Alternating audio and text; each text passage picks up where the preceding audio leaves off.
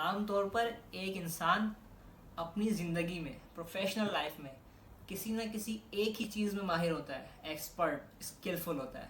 Doctor ہے، وہ اپنی ڈاکٹری فیلڈ میں ماہر بننا چاہ رہا ہوتا ہے۔ فائنینس آفیسر ہوتا ہے تو وہ اسی میں ماہر بننا چاہ رہا ہوتا ہے۔ انجینئرنگ، تو جو انجینئرنگ کرتا ہے وہ اسی میں ماہر بننا چاہ رہا ہوتا ہے۔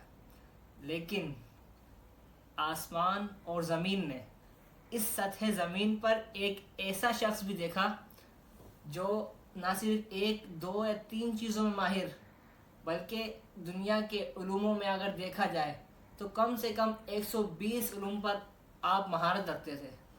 عرب و عجم، شام و عراق، ایران و دمشق، سب شہر کے بڑے بڑے علماء اس بات کی تصدیق کرتے ہیں کہ آپ چند گنتی کے علوم پر مہارت حاصل رکھتے ہیں، لیکن کم از کم علماء نے اپنی کتابوں میں لکھا کہ آپ کم و بیش 120 سبجیکٹس پر مہارت حاصل رکھتے ہیں، یعنی ایکسپرٹ ہیں۔ آپ کی مہارت کا اندازہ لگانے بیٹھے تو چند باتیں ملاحظہ فرمائیں جس سے آپ کی مہارت کا صاف پتہ چلتا ہے۔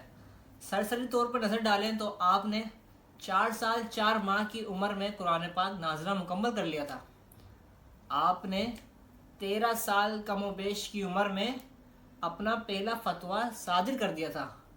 آپ نے قرآن پاک کا ترجمہ بنام کنز الایمان اپنے وقفہ آرام میں لکھوا دیا تھا، اور آپ نے قرآن پاک حفظ 1 مہینے میں کر لیا تھا، جس کا دورانیہ صرف اور صرف کم و بیش 10 گھنٹے بنتا ہے۔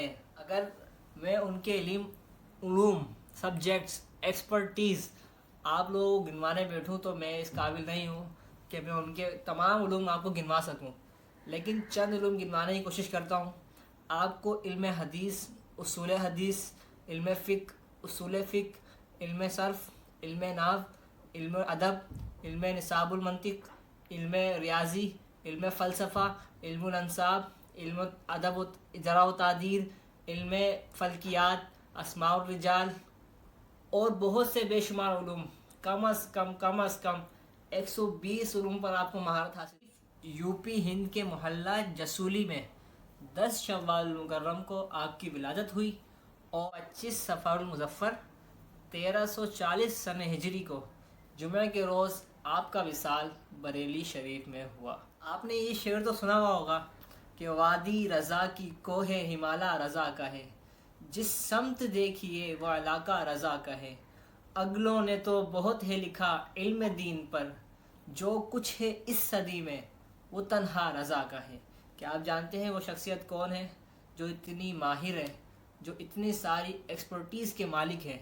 جی ہاں، وہ شخصیت اماموں کے امام، بریلی کے تاجدار، الشاہ امام احمد رضا خان علیہ رحمت الرحمن ہے۔ اللہ پاک ان کے مزار پر انوار پر ڈھیر اور ڈھیر تجلیوں و انوار کی بارشیں برسائے۔ جس شخصیت نے اپنے علوم سے، اپنے قلم سے، اپنی مہارت سے، اپنی دینی سوچ سے علم دین کو، سنیت کو، اہل سنت کو اتنا فروغ دیا، اتنا اہم مقام دیا، اہل سنت کی جان بن کے رہے، تو ہم کیوں نہیں کہہ سکتے ہیں اس شخص کے لیے کہ اعلیٰ حضرت ہماری جان ہے، اعلیٰ حضرت ہماری جان ہے۔